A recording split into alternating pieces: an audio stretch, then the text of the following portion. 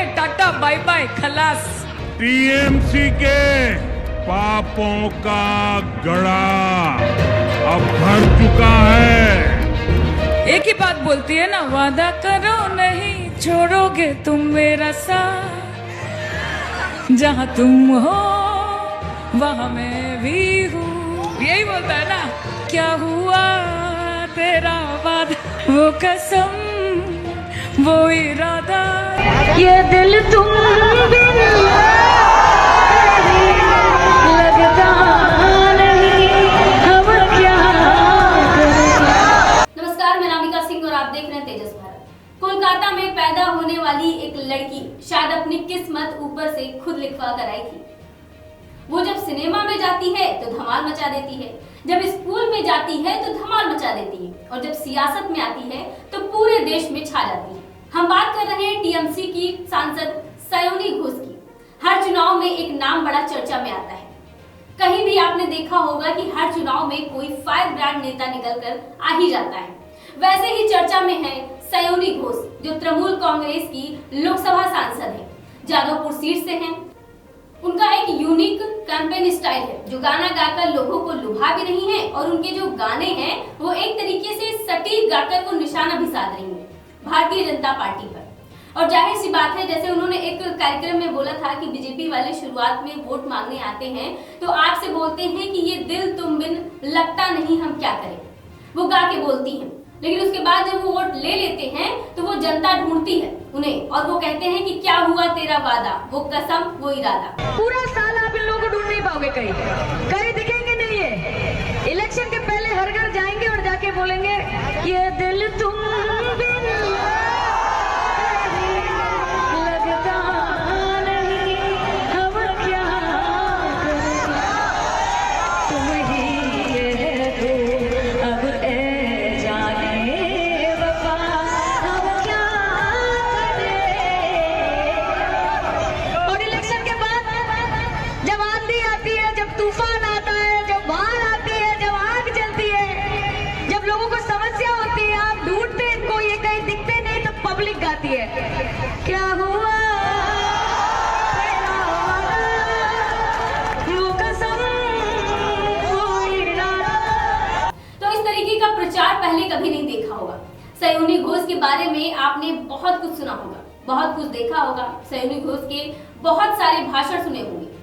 लेकिन आज मैं आपको बताऊंगी कि कैसे एक सिंपल सी लड़की सियासत में आकर इतनी दमदार नेता बन गई। कैसे एक सिंपल सी लड़की जब बंगाली सिनेमा में गई तो वहां उसने अपना जादू चला के रख दिया। जब मंच पर पहुंची तो सुनने वाले मंत्रमुग्ध हो गए, और जब संघर्ष करने उतरी तो पूरा पश्चिम बंगाल देखता रह गया। सयोनी घोष का जन्म और परवरिश कोलकाता में हुई। एक साधारण मध्य वर्गीय परिवार से आने वाली सयोनी ने बचपन से ही अपने अंदर कुछ अलग करने का जज्बा रखा। उनकी शुरुआती पढ़ाई कोलकाता में ही हुई। इसके बाद उन्होंने यूनिवर्सिटी ऑफ कोलकाता से ग्रेजुएट किया और आगे की पढ़ाई के लिए जादवपुर यूनिवर्सिटी से भी जुड़ी।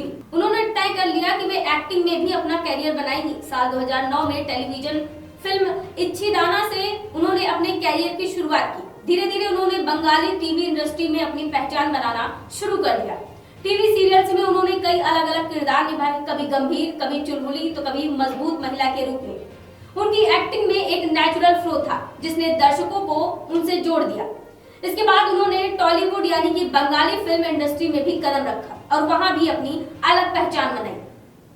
लेकिन सयोनी घोष की कहानी सिर्फ एक्टिंग तक सीमित नहीं रही। साल 2001 में उनकी जिंदगी ने एक बड़ा मोड़ लिया जब ममता बनर्जी का फोन उन्हें आया। ममता बनर्जी ने उनसे सीधा सवाल किया, क्या तुम राजनीति में आना चाहती हो? सयोनी का जवाब था हाँ, लेकिन वो एसी कमरे वाली नेता नहीं बनना चाहती, बल्कि सड़क पर उतरकर लोगों के बीच काम करना चाहती थी। यही जवाब ममता बनर्जी को पसंद आया।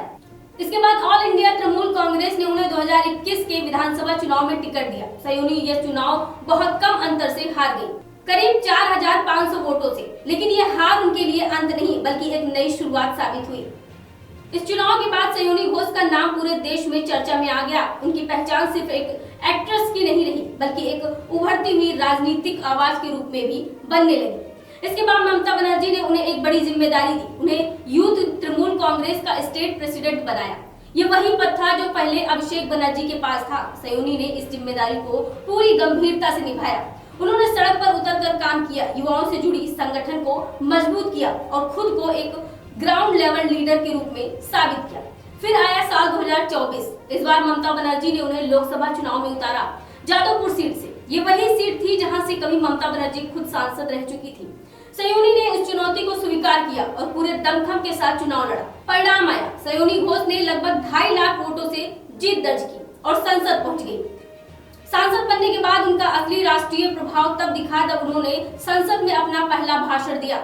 ये भाषण इतना दमदार था कि देश भर में वायरल हो गया। उन्होंने सरकार पर तीखे सवाल पूछे, विपक्ष की भूमिका पर बात की और अपनी बात एक अलग अंदाज में रखी। उनके भाषण का एक हिस्सा खासतौर पर चर्चा में रहा, जिसमें उन्होंने सत्ता और विपक्ष के बीच के अंतर और व्यवहार पर सवाल खड़े कर दिए।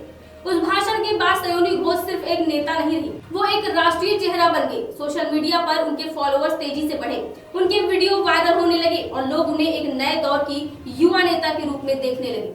सयोनी घोष की खासियत ये है कि वो सिर्फ भाषण नहीं देती, वो तैयारी के साथ बोलती है। चाहे संसद हो, टीवी इंटरव्यू हो या चुनावी रैली, हर जगह उनकी बातों में आत्मविश्वास और रिसर्च दिखाई देता है। उनका ये और अलग अंदाज है गाना गाना। चुनावी रैलियों में उनका गाना गाने का स्टाइल भी खूब वायरल हुआ, जिसने उन्हें जनता के और करीब ला दिया।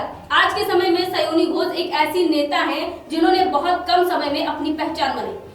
2024 से 2026 के बीच सिर्फ 2 सालों में उन्होंने खुद को एक राष्ट्रीय स्तर की राजनीतिक शख्सियत के रूप में स्थापित कर लिया।